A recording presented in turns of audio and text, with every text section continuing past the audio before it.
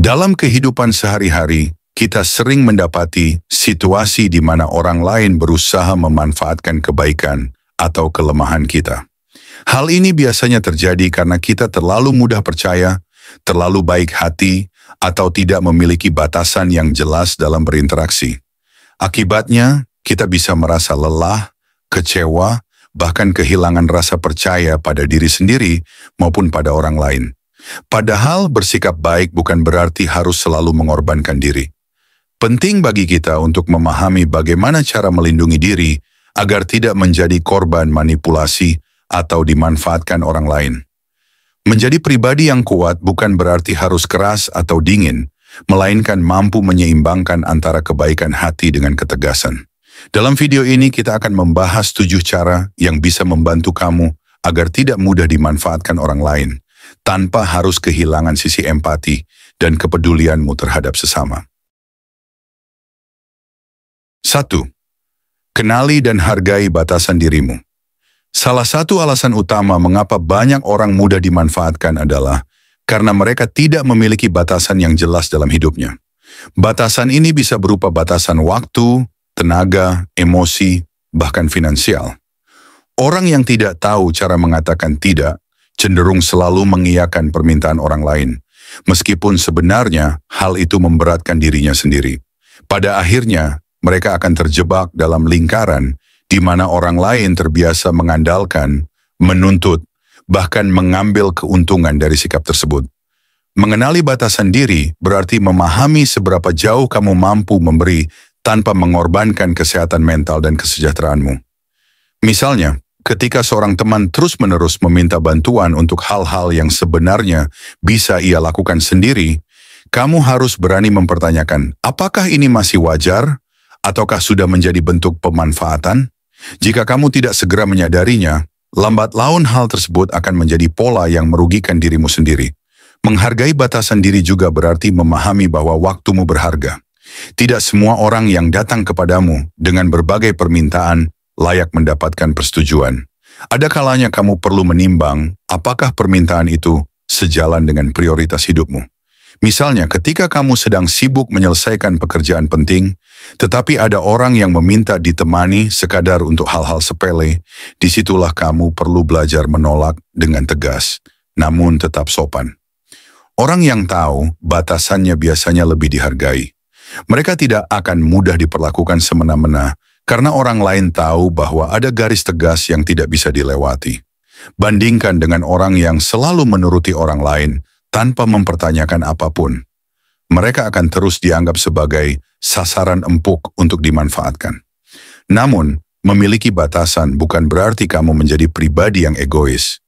Justru dengan adanya batasan, kamu bisa lebih tulus ketika membantu orang lain.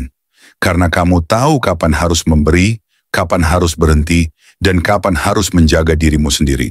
Membantu orang lain tanpa batas hanya akan melahirkan kelelahan emosional, bahkan bisa membuatmu menyimpan rasa kesal yang akhirnya merusak hubungan.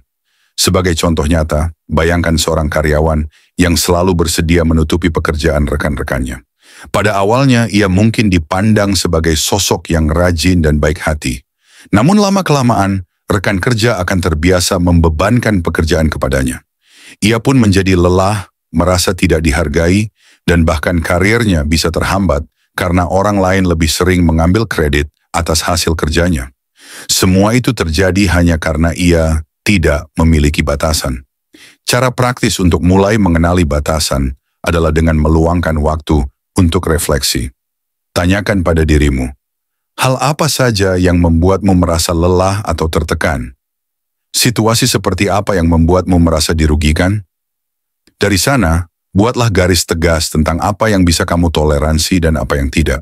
Misalnya, kamu bisa memutuskan bahwa kamu hanya bersedia membantu orang lain jika hal itu tidak mengganggu pekerjaan atau kesehatanmu.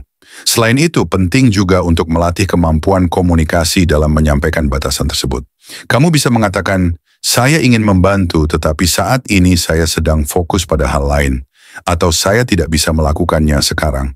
Mungkin kamu bisa mencoba menyelesaikannya sendiri. Kata-kata sederhana ini menunjukkan bahwa kamu peduli, tetapi tetap menjaga dirimu dari pemanfaatan. Menghargai batasan diri adalah pondasi pertama agar kamu tidak mudah dimanfaatkan. Tanpa itu, semua cara lain tidak akan efektif. Karena pada dasarnya, orang lain hanya bisa memperlakukanmu sejauh kamu mengizinkan mereka. Jika kamu sendiri tidak tegas dalam menjaga batas, maka jangan heran jika orang lain melanggarnya terus-menerus. Dengan kata lain, langkah pertama untuk melindungi diri adalah berani berkata tidak ketika memang diperlukan dan tidak merasa bersalah karenanya. Ingatlah bahwa menolak bukan berarti kamu jahat, melainkan tanda bahwa kamu menghormati dirimu sendiri. Dan ketika kamu menghormati dirimu, orang lain pun akan belajar melakukan hal yang sama. 2. Belajar mengatakan tidak dengan tegas. Salah satu penyebab utama seseorang mudah dimanfaatkan adalah karena ia sulit untuk mengatakan tidak. Banyak orang merasa bersalah, takut dianggap egois, atau khawatir akan merusak hubungan jika menolak permintaan orang lain. Padahal kemampuan untuk mengatakan tidak adalah bentuk perlindungan diri sekaligus wujud penghargaan terhadap waktu, energi, dan prioritas hidupmu. Mengatakan tidak bukanlah sesuatu yang salah. Justru sebaliknya, itu adalah bentuk kejujuran. Dengan menolak sesuatu yang tidak sesuai dengan kemampuan atau prioritasmu, kamu sedang menjaga dirimu sendiri agar tidak terbebani. Jika kamu selalu mengiyakan semua permintaan orang, maka cepat atau lambat orang lain akan terbiasa mengandalkanmu untuk segala hal, termasuk hal-hal yang sebenarnya tidak menjadi tanggung jawabmu. Dari sini lahirlah pola pemanfaatan yang berulang. Mari kita ambil contoh sederhana. Bayangkan ada seorang teman yang selalu meminta bantuan meminjam uang, meski sebenarnya ia mampu mengelola keuangannya sendiri. Karena kamu tidak enak hati, kamu selalu mengiyakan. Lama-lama, temanmu tidak belajar bertanggung jawab, sementara kamu yang menanggung kerugian. Hal ini tidak akan berhenti sampai kamu berani berkata tidak. Belajar mengatakan tidak membutuhkan keberanian, tetapi juga perlu cara yang tepat agar tidak menimbulkan konflik yang tidak perlu. Kamu tidak harus menolak dengan kasar. Cukup gunakan kalimat yang tegas namun tetap sopan. Misalnya, saya tidak bisa membantu kali ini karena ada kebutuhan lain yang harus saya dahulukan. Atau, saya rasa kamu bisa mencoba menyelesaikannya sendiri. Dengan begitu, kamu tetap menunjukkan rasa peduli, tetapi tidak mengorbankan dirimu. Perlu diingat bahwa setiap kali kamu berkata ya pada orang lain, sebenarnya kamu juga sedang berkata tidak pada dirimu sendiri. Artinya kamu mengorbankan waktu, energi, atau kesempatan yang seharusnya bisa digunakan untuk hal-hal penting dalam hidupmu. Inilah mengapa kata tidak sangat penting. Ia adalah bentuk prioritas, tanda bahwa kamu tidak ingin hidupmu dikendalikan oleh permintaan orang lain. Selain itu, kemampuan menolak juga akan meningkatkan harga dirimu di mata orang lain. Orang yang tegas dengan keputusannya biasanya lebih dihormati. Mereka dipandang sebagai pribadi yang tahu apa yang diinginkan, tahu apa yang penting, dan tidak mudah goyah oleh tekanan sosial. Sebaliknya, orang yang selalu mengiyakan akan dianggap lemah, bahkan bisa kehilangan respek dari orang-orang di sekitarnya. Namun kamu mungkin bertanya, bagaimana jika orang yang ditolak marah atau kecewa? Jawabannya sederhana, itu bukan tanggung jawabmu. Tanggung jawabmu adalah menjaga dirimu sendiri. Jika hubunganmu dengan seseorang hanya bergantung pada seberapa sering kamu menuruti permintaannya, maka mungkin itu bukanlah hubungan yang sehat. Teman atau keluarga yang benar-benar peduli padamu akan memahami dan menghargai keputusanmu. Untuk melatih keberanian mengatakan tidak, kamu bisa mulai dari hal-hal kecil. Misalnya, jika ada rekan kerja yang selalu meminta tolong untuk hal-hal sepele, cobalah menolak dengan lembut. Katakan bahwa kamu sedang sibuk, atau bahwa ia bisa mencoba menyelesaikannya sendiri terlebih dahulu. Lama-kelamaan, kamu akan lebih terbiasa menolak tanpa merasa bersalah. Di sisi lain, kamu juga harus belajar menerima bahwa kamu tidak bisa menyenangkan semua orang. Dalam hidup, akan selalu ada orang yang kecewa dengan keputusanmu. Tetapi itu tidak apa-apa. Lebih baik ada yang kecewa karena kamu menjaga dirimu, daripada kamu selalu mengorbankan diri dan berakhir dengan rasa sakit hati yang lebih besar. Mengatakan tidak juga merupakan bentuk latihan mental. Ia membuatmu lebih kuat, lebih percaya diri, dan lebih jelas dalam menentukan arah hidupmu.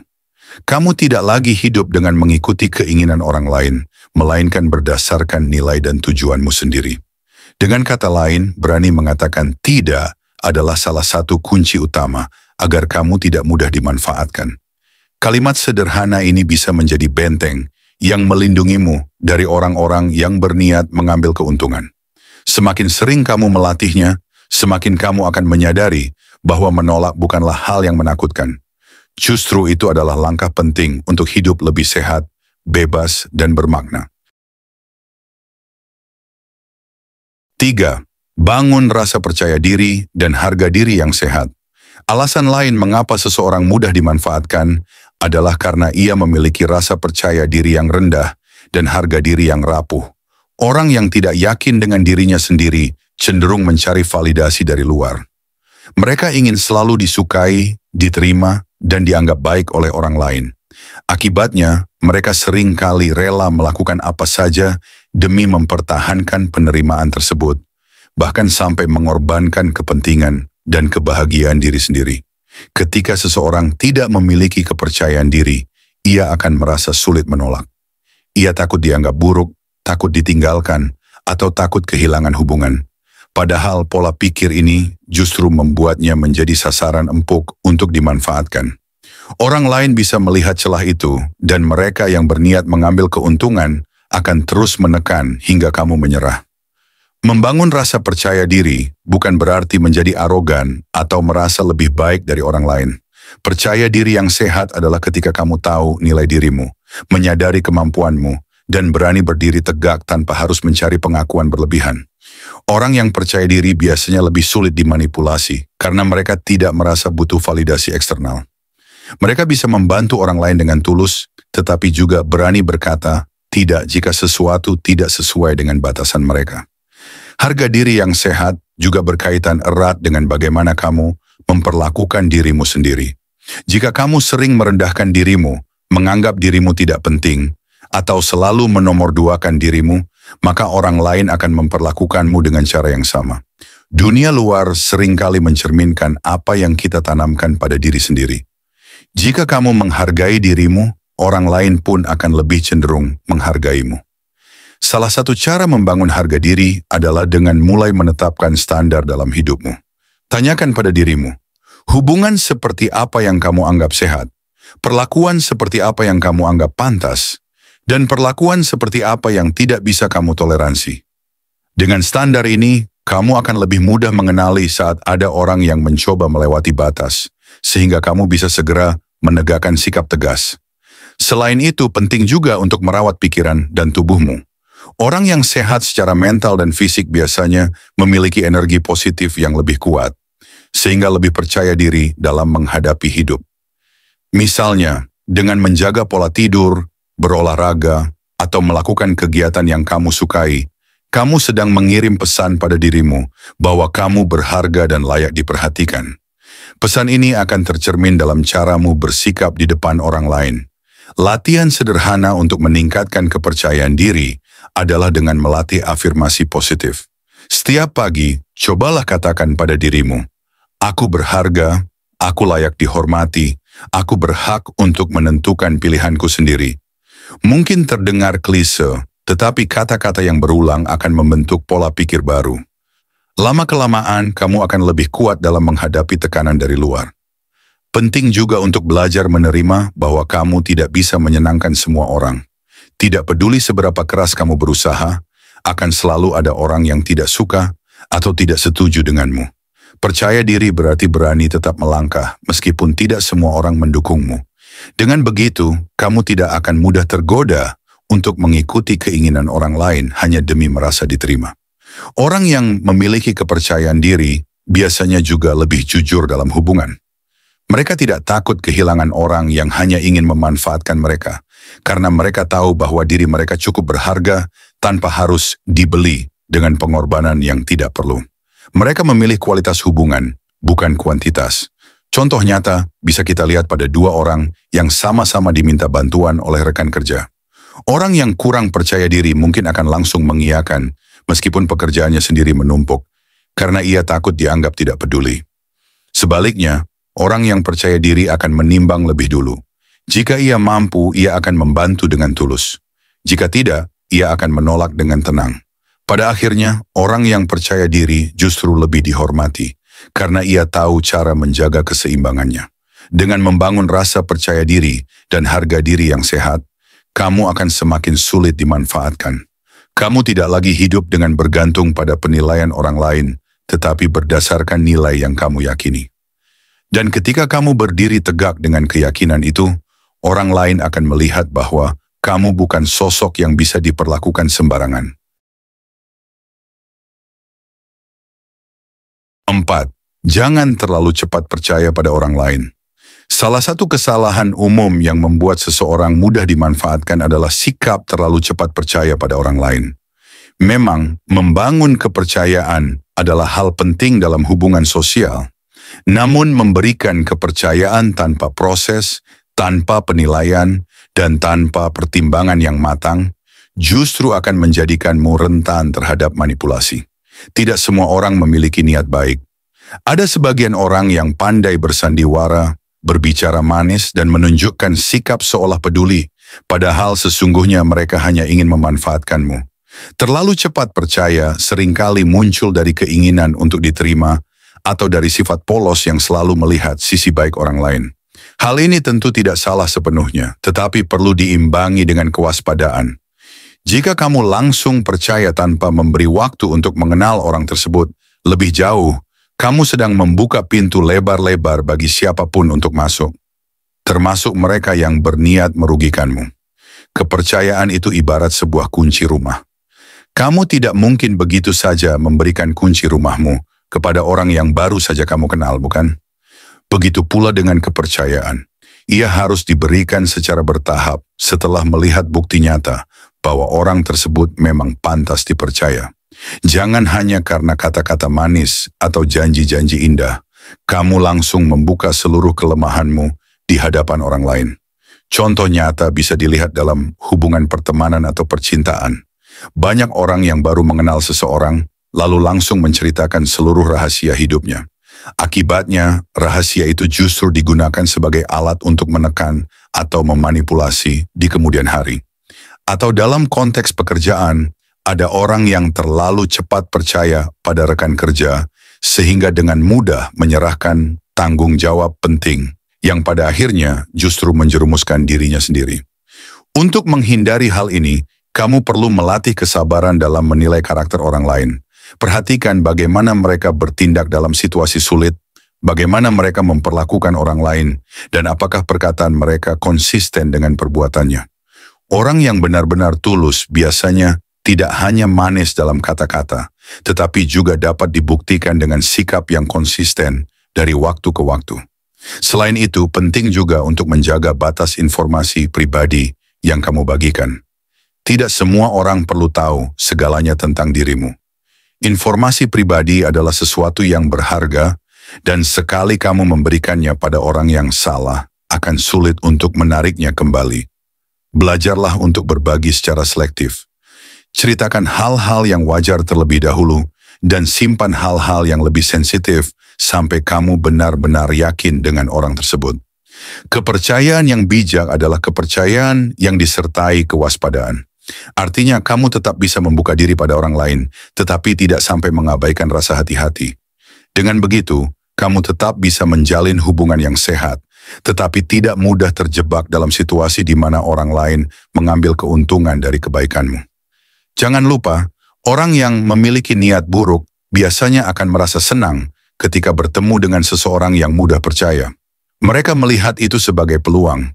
Namun jika kamu mampu menjaga jarak sehat, mereka akan kesulitan mencari celah untuk memanipulasimu. Ingatlah pepatah lama, kepercayaan itu didapat, bukan diberikan. Biarkan orang membuktikan dirinya terlebih dahulu sebelum kamu memberikan akses penuh ke dalam hidupmu. Pada akhirnya, tidak mudah dimanfaatkan berarti juga mampu menjaga dirimu dari sikap naif. Bukan berarti kamu harus selalu curiga pada semua orang, melainkan mampu menyeimbangkan antara keterbukaan dan kewaspadaan. Dengan cara ini, kamu tetap bisa memiliki hubungan sosial yang hangat, tetapi tetap aman dari permainan orang-orang yang tidak tulus. 5. Jangan takut kehilangan orang yang hanya datang untuk memanfaatkanmu.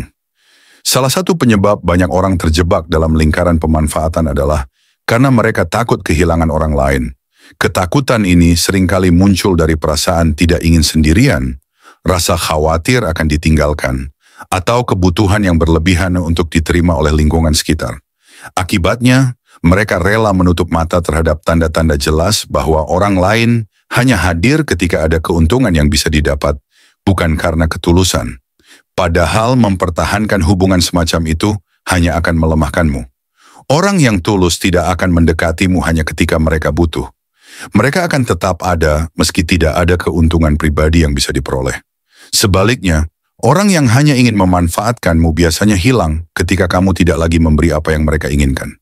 Bayangkan seseorang yang disebut teman, tetapi ia hanya muncul ketika membutuhkan bantuan, entah itu uang, tenaga, atau sekadar tempat untuk mencurahkan keluh kesah. Ketika kamu butuh dukungan, orang tersebut menghilang. Jika pola ini terus berulang, itu tanda jelas bahwa hubungan itu tidak sehat. Namun banyak orang tetap bertahan karena takut jika mereka menolak, maka hubungan itu akan berakhir. Inilah bentuk ketakutan kehilangan yang justru menjebak. Kenyataannya, kehilangan orang seperti itu bukanlah kerugian, melainkan sebuah keuntungan. Karena dengan hilangnya mereka, kamu sedang membuka ruang bagi orang-orang yang benar-benar tulus.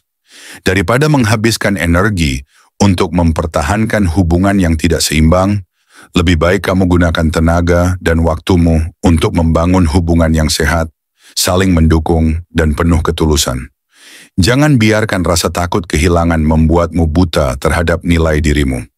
Kamu layak mendapatkan hubungan yang sehat, bukan hubungan yang hanya menguras tenaga.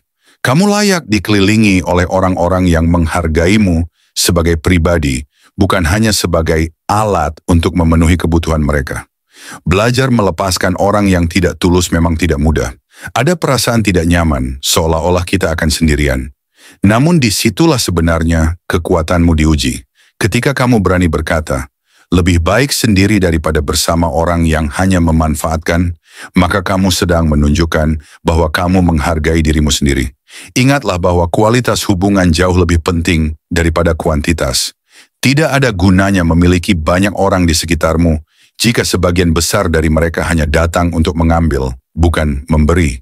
1 atau 2 orang yang benar-benar tulus lebih berharga daripada 10 orang yang hanya mendekat ketika ada keuntungan. Untuk melatih hal ini, kamu bisa mulai dengan memperhatikan pola. Siapa yang hadir hanya ketika butuh, dan siapa yang hadir tanpa alasan? Siapa yang mendukungmu dalam kesulitan? Dan siapa yang menghilang saat kamu jatuh? Dari sana, kamu bisa menilai siapa yang pantas dipertahankan dan siapa yang sebaiknya dilepaskan. Selain itu, kamu juga perlu belajar untuk membiasakan diri dengan rasa sepi. Banyak orang bertahan dalam hubungan yang salah hanya karena tidak tahan sendirian. Padahal, kesepian sementara jauh lebih baik daripada terus-menerus dikelilingi orang yang salah. Kesepian bisa diisi dengan hal-hal positif. Belajar hal baru, mengembangkan diri, atau mendekatkan diri pada keluarga dan orang-orang yang benar-benar peduli. Dengan tidak takut kehilangan, kamu justru akan mendapatkan kendali lebih besar atas hidupmu. Kamu tidak lagi menjadi korban pemanfaatan karena kamu tahu kapan harus berkata cukup. Dan ketika kamu bisa melakukan itu, orang lain akan melihatmu sebagai pribadi yang kuat, mandiri, dan tidak mudah dipermainkan. Pada akhirnya, keberanian untuk melepaskan orang yang tidak tulus adalah salah satu bentuk tertinggi dari penghargaan terhadap diri sendiri. Kamu mengatakan pada dunia bahwa kamu tidak akan membiarkan dirimu diperlakukan sembarangan. Dan ketika kamu sudah memiliki kekuatan itu, hanya orang-orang yang benar-benar menghargai dan mencintaimu dengan tulus yang akan bertahan di sisimu. 6. Kendalikan emosi dan jangan mudah terbawa perasaan. Salah satu kelemahan terbesar yang sering dimanfaatkan orang lain adalah ketidakmampuan seseorang dalam mengendalikan emosinya. Orang yang terlalu emosional, baik itu mudah marah, mudah tersentuh, atau terlalu cepat iba, cenderung lebih rentan dimanipulasi. Mengapa? Karena emosi adalah pintu masuk paling mudah bagi mereka yang berniat mengambil keuntungan. Banyak orang memanfaatkan rasa iba untuk mendapatkan apa yang mereka inginkan. Mereka tahu bahwa dengan bercerita penuh kesedihan atau memunculkan drama, kamu akan merasa kasihan lalu tergerak untuk menolong, meskipun sebenarnya bantuan itu merugikan dirimu. Tidak jarang, kisah sedih yang mereka ceritakan hanya dibesar-besarkan atau bahkan sengaja diciptakan agar kamu merasa bersalah jika tidak membantu. Selain itu, orang yang mudah marah juga bisa dimanfaatkan. Dalam situasi tertentu, ada orang yang sengaja memprovokasi emosimu agar kamu kehilangan kendali, sehingga kamu melakukan sesuatu yang merugikan dirimu sendiri. Setelah itu, mereka justru menggunakan kesalahanmu sebagai alasan untuk menyalahkanmu atau menjatuhkan reputasimu. Dengan kata lain, orang yang tidak bisa mengendalikan emosi akan selalu menjadi sasaran empuk. Kendalikan emosi bukan berarti kamu harus menjadi dingin atau tidak peduli. Justru sebaliknya, kendali emosi membuatmu bisa tetap peduli, tetapi dengan cara yang bijak. Kamu bisa merasakan empati tanpa harus larut dalam drama orang lain. Kamu bisa marah tanpa harus kehilangan akal sehat. Kamu bisa mengambil keputusan tanpa dikendalikan oleh rasa takut, kasihan, atau perasaan bersalah yang tidak pada tempatnya. Latihan pertama dalam mengendalikan emosi adalah belajar memberi jarak sebelum merespons sesuatu. Ketika ada orang yang meminta bantuan dengan cerita penuh drama, jangan langsung mengiyakan. Ambil waktu sejenak untuk berpikir, apakah ini benar-benar darurat? Apakah aku mampu membantu tanpa merugikan diriku?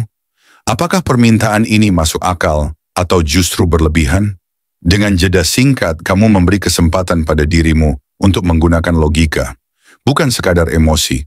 Hal yang sama berlaku ketika kamu diprovokasi. Alih-alih langsung meledak, tarik napas dalam-dalam dan katakan pada dirimu, aku tidak akan membiarkan orang lain mengendalikan emosiku. Dengan cara ini, kamu tidak memberikan kendali pada orang yang berniat mempermainkanmu.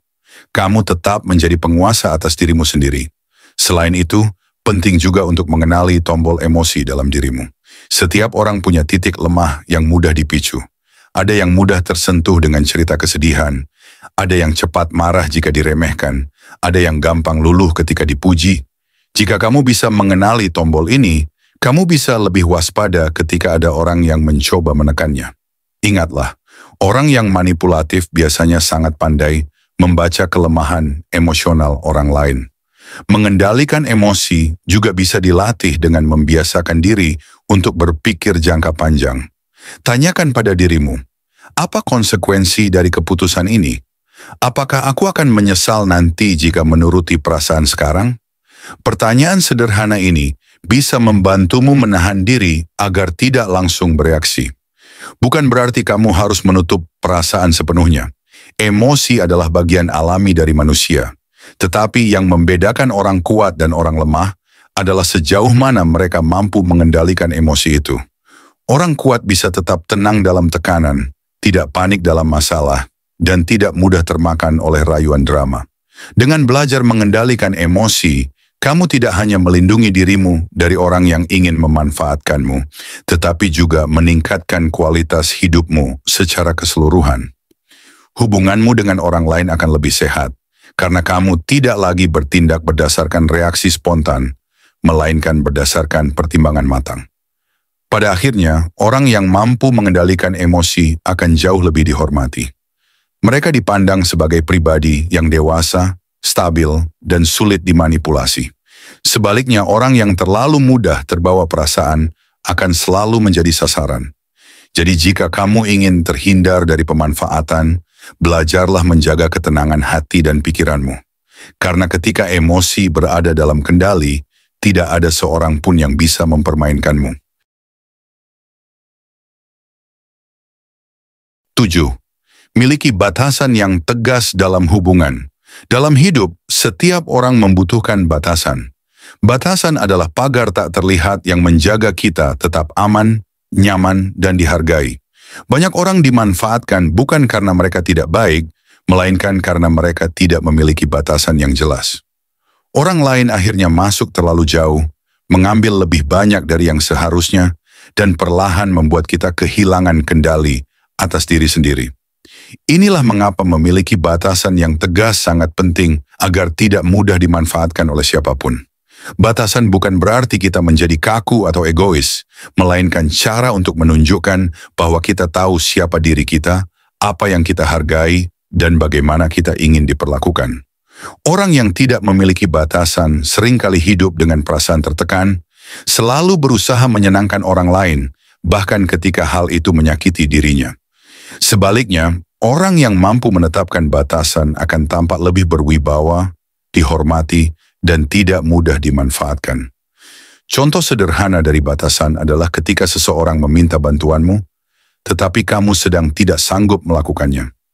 Jika kamu memiliki batasan, kamu akan berani berkata, "Maaf, saya tidak bisa membantu saat ini." Kalimat ini sederhana, tetapi efeknya besar. Kamu menunjukkan bahwa kamu peduli pada dirimu sendiri, dan orang lain akan belajar untuk tidak semena-mena menuntut darimu. Orang yang tidak memiliki batasan cenderung mudah terbawa arus. Mereka mengiyakan semua permintaan, takut mengecewakan, dan akhirnya kelelahan. Inilah pintu masuk terbesar bagi orang yang manipulatif untuk memanfaatkanmu. Mereka tahu bahwa kamu tidak punya batas sehingga mereka bisa terus mengambil keuntungan tanpa rasa bersalah. Filsafat Stoikisme juga menekankan pentingnya pengendalian diri dan penegasan batasan. Marcus Aurelius pernah menulis bahwa kita adalah penguasa bagi pikiran kita sendiri, bukan bagi orang lain. Artinya kita berhak penuh atas bagaimana kita mengatur hidup kita, termasuk apa yang kita izinkan masuk dan apa yang kita tolak. Jika kita tidak menjaga pagar diri kita, maka orang lainlah yang akan menentukannya untuk kita. Menetapkan batasan juga membantu kita memilah siapa yang benar-benar tulus dalam hubungan, dan siapa yang hanya datang untuk memanfaatkan. Orang yang benar-benar menghargaimu akan menerima batasanmu dengan lapang dada. Mereka tidak akan tersinggung ketika kamu berkata, "Tidak." Sebaliknya, mereka justru semakin menghormatimu. Sedangkan mereka yang marah atau tersinggung hanya karena kamu berusaha menjaga diri, biasanya adalah orang-orang yang memang tidak tulus sejak awal. Cara membangun batasan bisa dimulai dari hal kecil. Tentukan waktu pribadimu dan jangan biarkan orang lain mengganggunya tanpa alasan yang jelas. Belajarlah berkata tidak tanpa merasa bersalah. Jika kamu terbiasa selalu mengorbankan diri untuk orang lain, ingatlah bahwa itu tidak membuatmu lebih dihargai. Justru sebaliknya, orang akan menganggapmu bisa dituntut terus-menerus. Selain itu, batasan juga harus konsisten. Jika kamu berkata tidak, jangan berubah hanya karena merasa tidak enak hati. Konsistensi akan membuat orang lain memahami bahwa batasanmu bukan sekadar ucapan, melainkan aturan yang kamu pegang dengan serius. Dan dari sinilah muncul rasa hormat dari orang lain. Pada akhirnya, batasan bukanlah tembok untuk menjauhkan diri dari orang lain, melainkan pagar sehat yang membuat hubungan lebih seimbang. Dengan memiliki batasan yang tegas, kamu tidak hanya melindungi diri dari eksploitasi, tetapi juga mengajarkan orang lain bagaimana cara memperlakukanmu dengan benar. Kesimpulan, tidak mudah dimanfaatkan orang lain bukan berarti kita harus menjadi pribadi yang dingin atau menutup diri. Justru sebaliknya, hal ini mengajarkan kita untuk hidup dengan kesadaran, harga diri, dan keberanian dalam menjaga batasan. 7 cara yang sudah dibahas mulai dari memahami nilai diri, berani berkata tidak, membangun kepercayaan diri, sampai memiliki batasan tegas, semuanya adalah langkah penting agar kita tidak lagi jatuh dalam pola yang sama, yakni selalu memberi tanpa pernah dihargai. Ingatlah, orang yang benar-benar tulus tidak akan tersinggung oleh sikapmu yang menjaga diri, melainkan akan menghormatimu lebih dalam. Jadi jangan pernah takut untuk menegaskan siapa dirimu dan apa yang kamu butuhkan. Hidupmu berharga, waktumu berharga, dan dirimu pantas diperlakukan dengan hormat.